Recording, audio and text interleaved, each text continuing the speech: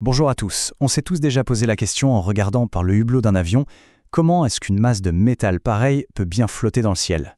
Eh bien aujourd'hui, on va plonger au cœur de ce qui ressemble à de la magie, la science de l'aérodynamique. On va décortiquer ensemble les principes physiques qui permettent, tout simplement, de vaincre la gravité. La question de départ est immense.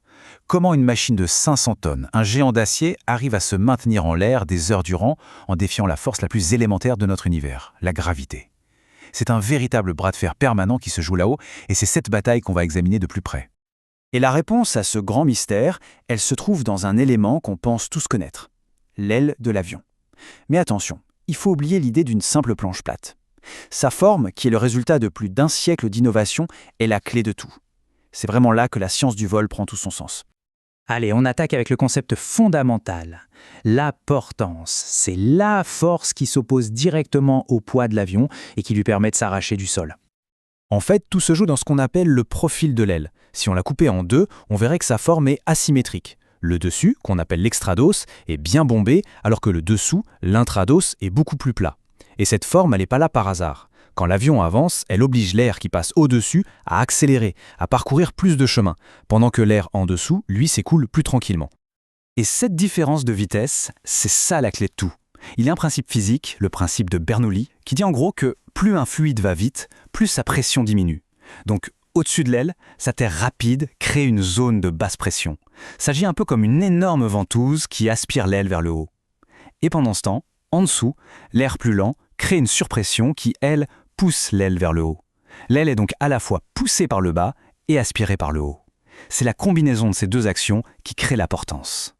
Donc, la somme de cette poussée et de cette aspiration, ça donne la fameuse portance. C'est cette force qui permet à l'avion de vaincre son propre poids. Mais attention, générer de la portance, ce n'est que la première étape. Pour qu'un avion vole de manière stable et contrôlée, il faut maîtriser un jeu d'équilibre bien plus complexe. En effet, la portance ne travaille jamais seule. Un avion en vol est constamment tiraillé par un balai de 4 forces fondamentales qui s'opposent en permanence. C'est un équilibre fragile. Il faut s'imaginer ça comme deux combats simultanés. Sur l'axe vertical, on a la portance qui tire l'avion vers le haut et qui se bat contre le poids qui le tire vers le bas. Et sur l'axe horizontal, on a la poussée des moteurs qui tire l'avion vers l'avant, luttant contre la traînée qui est en fait la résistance de l'air qui le freine. C'est un bras de fer constant. Pour que l'avion vole en ligne droite et à altitude constante, ce qu'on appelle le vol en palier, l'équilibre doit être parfait.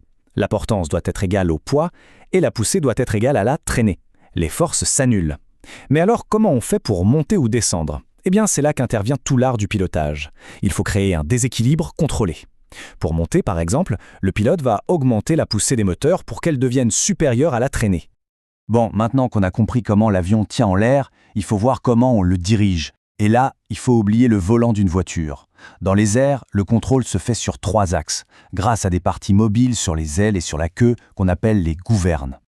Le premier axe, c'est le tangage. C'est tout simplement le mouvement du nez de l'avion vers le haut ou vers le bas.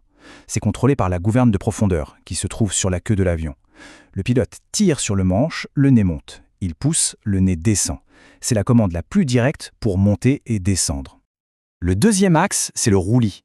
Là, c'est l'inclinaison des ailes, à gauche ou à droite. Ce mouvement, il est contrôlé par les ailerons, qui sont situés au bout des ailes. Quand le pilote pousse le manche à gauche, l'aileron gauche se lève, celui de droite s'abaisse, et hop, l'avion s'incline sur la gauche. C'est comme ça qu'on commence un virage. Et enfin, on a le lacet. Imaginez que l'avion pivote sur lui-même, son nez allant de gauche à droite. Ça, c'est contrôlé par la gouverne de direction sur la queue, qui est actionnée avec des pédales, les palonniers. Et attention, ça ne sert pas vraiment à tourner, mais plutôt à stabiliser l'avion, à rendre les virages plus propres, plus coordonnés et plus confortables pour tout le monde à bord. C'est surtout pendant les phases les plus critiques du vol, comme le décollage et l'atterrissage, que la maîtrise parfaite de tous ces principes devient absolument cruciale pour la sécurité. Un décollage, c'est une séquence super précise. D'abord, l'avion accélère sur la piste pour que l'air circule de plus en plus vite autour des ailes. Ensuite, à une vitesse bien définie, le pilote tire sur le manche. C'est ce qu'on appelle la rotation.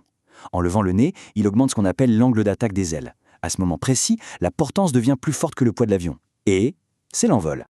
Cet angle d'attaque, c'est peut-être le concept le plus important de tout le pilotage. C'est l'angle formé entre l'aile et le flux d'air qui lui arrive dessus. Plus on augmente cet angle, plus on crée de portance. Mais attention, ça ne marche que jusqu'à un certain point. Si cet angle devient trop grand, en général autour de 15 à 18 degrés, le flux d'air n'arrive plus à suivre le contour de l'aile. Il se décolle, devient complètement chaotique, turbulent, et ça, c'est le décrochage. La portance s'effondre d'un seul coup et l'avion se met à chuter. C'est très important de comprendre que ce n'est pas une panne de moteur, mais bien un phénomène purement aérodynamique. Parlons un peu des forces qu'on peut ressentir en vol. Quand un avion fait un virage très incliné, disons à 60 degrés, la force centrifuge vient s'ajouter à la gravité. L'avion et tous ceux à bord subissent alors un facteur de charge de 2G. Pour le dire simplement, on a l'impression de peser 2 fois son propre poids. Et c'est là que ça devient dangereux. Ce poids apparent supplémentaire force les ailes à travailler beaucoup plus dur pour maintenir l'avion en l'air. Et la conséquence directe, c'est que la vitesse à laquelle l'avion risque de décrocher augmente. Par exemple, un avion qui décroche normalement à 100 km/h, eh bien sous 2G, il décrochera à 141 km/h. Un pilote doit donc toujours avoir en tête qu'en virage serré, la limite du décrochage est beaucoup plus proche. Pour optimiser le vol dans toutes ces situations, les avions sont équipés de tout un tas d'outils aérodynamiques. On peut les voir comme des assistants qui permettent de modifier la forme et donc les performances de l'aile, en temps réel. On a tous déjà vu ces fameux volets et becs qui se déploient sur les ailes juste avant l'atterrissage. Leur but, c'est d'augmenter la surface et la courbure de l'aile pour qu'elle génère un maximum de portance, même à basse vitesse. Les spoilers, ce sont ces grands panneaux qui se lèvent sur les ailes à l'atterrissage. Eux, leur travail, c'est de casser la portance et d'agir comme un aérofrein. Et enfin, les winglets, ces petites ailettes recourbées au bout des ailes, elles sont là pour réduire la traînée et permettre de faire de précieuses économies de carburant. Et pour finir, une petite question pour la route, une question qui bouscule un peu tout ce qu'on vient de voir. Si la forme de l'aile est spécialement conçue pour créer de la portance dans un seul sens, comment font les avions de voltige pour voler sur le dos? La réponse nous montre que l'aérodynamique est encore plus complexe qu'on ne le pense. Dans ce cas précis, ce n'est plus la forme de l'aile qui compte le plus, mais bien son angle d'attaque. Voilà qui donne matière à réfléchir, n'est-ce pas?